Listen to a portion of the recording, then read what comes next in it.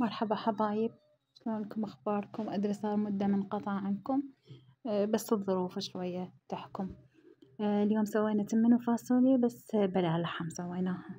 يعني بالعادة احنا ما نسويها دائما بلحم بس من يجي ناخذ طار لأن نحبها هيج بدون لحم.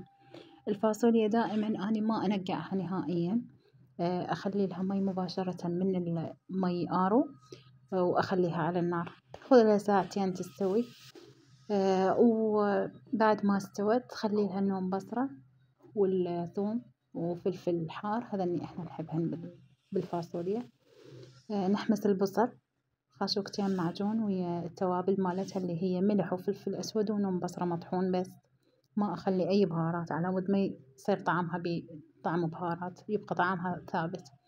والتمن بزل أسوي دائما، أسوي تمن بزل، ما أحب أسوي كبس لأن ما أعرف له أصلا.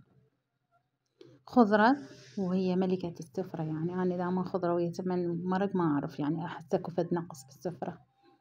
سوي الخضرة والخبزة الحارة وسهمنا وسهمكم العافية. طبعا راح تشوفون هذا الفيديو ما راح يكون آخر فيديو، بس أنا يعني أتأخر بين فيديو وفيديو يلا أنزل لأن عندي ظروف بالبيت ما أقدر يعني دائما أنزل لكم.